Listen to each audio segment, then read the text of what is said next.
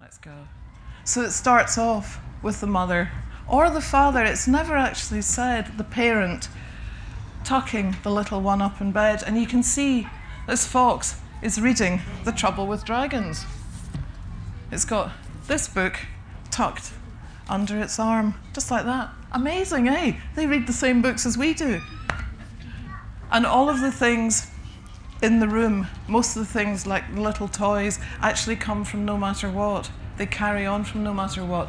And it's funny how that happens. Like one book almost leads to another, to another, to another. It's not like each book is separate. It's like they're all part of a chain of story. So it says, pull up the quilt, turn out the light. Dear child, it's time to say goodnight. In darkness black and soft and deep, I'll watch beside you while you sleep. And that's a big book. Can you see that? It's quite a difficult picture to read. It's meant to be the book with all the pages wide open. And there's lots of pages in that book. And everything, every page, somebody is reading to their little one. So on this page, the sun is actually reading to the clouds and to the earth. And it's got the book so close to it, the book has burst into flames. Because if the sun picked up a book, of course it would burn. And a seal is reading to her baby. And a rabbit is reading to its babies. And the owl is reading in both of those. The owl is reading to her baby. And there's a snail reading to its baby. And a polar bear reading to its baby. And the moon has fallen asleep. So it must be a good story. So it says, across the world in many beds, 1 million goodnight stories read of frogs and kings and gingerbread. Then lights go out, good nights are said. And when all of you are going to bed, every single night of your lives, it's not just you, all the way across the world, children are going to bed. And in other time zones, like in Australia, on the other edge of the planet, children are just waking up and beginning the story of their day. But at any given point, all through a day, all through the 24 hours of a day, somebody is having a bedtime story read to them. Isn't that an amazing thought? While we're here having a bedtime story read to us in a tent in the middle of the day, there are children on the other side of the world going to bed. There is a continual loop of story going round planet Earth every day of our lives. I think that's great.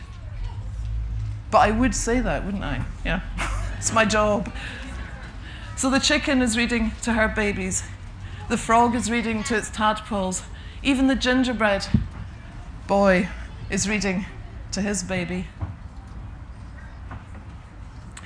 The story behind this picture, this is actually also linked to Shetland, because 2 years ago when I was doing the pictures for this book, I was anticipating going up to Shetland to talk to children and teachers as part of a writer in residence sort of follow-up that I was doing. And it was November, and the weather in November is very, very, very stormy, verging on utterly terrifying. And the day that I sailed out of Aberdeen Harbour, it was a force 9. And the minute you left the safety of Aberdeen Harbour, the boat started doing this, and it was the most terrifying thing. And it just banged its way all night long over to Shetland. And when I looked out my little cabin window, that was what the sea looked like. It was horrible. Sometimes the boat would dip down into a trough, and all you'd see was a wall of water.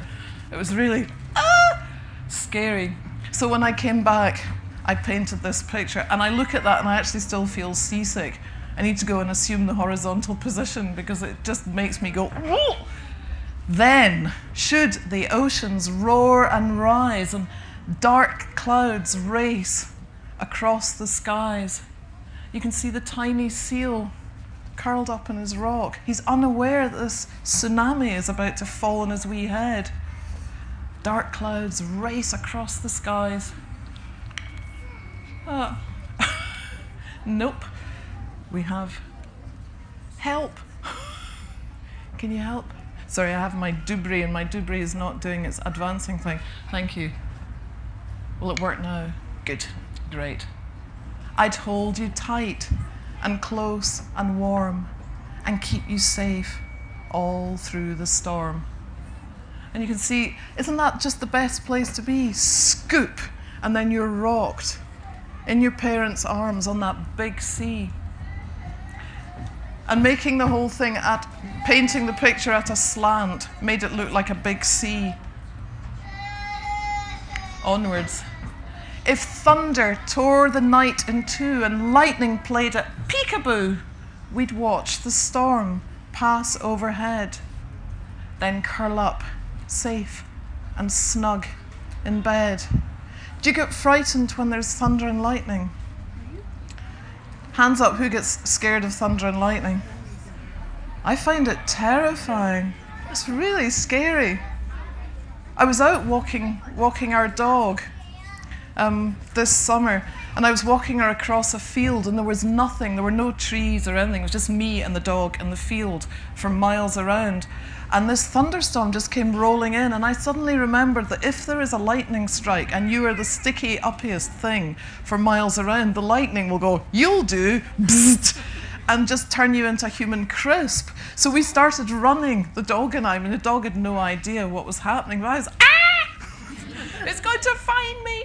It was terrifying. Then it got very, very wet and rainy, and obviously, seeing as how I'm here talking to you, I couldn't have got fritzed by the lightning, but it was a close run thing. So, the island in the background, just here, that one, is the island of Fulla, off Shetland mainland.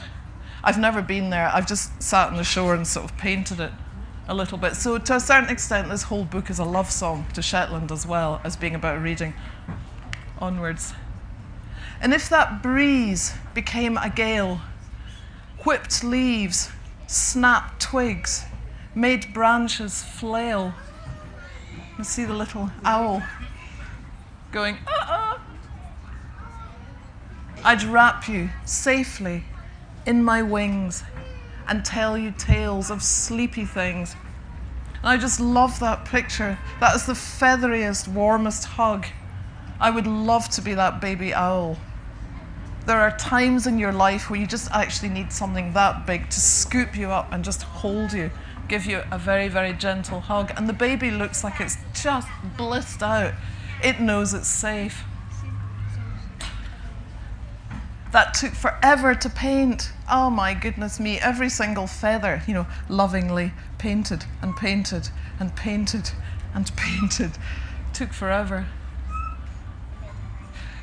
Because in the book, when I paint the pictures, I don't do them sort of really big and have them shrunk photographically or digitally or however it's done. I actually paint the picture the same size. So the sort of artwork for the book is that size. It's quite a small thing. So most of the time I have to wear bottom glasses because my eyesight is beginning to pack up, which you would expect from all that peering at things, especially since I seem to have this very odd habit of getting my best ideas for a new story somewhere around the beginning of the summer, which really means that by the time I get around to painting the book, the light's gone and it's November. So it's pitch black.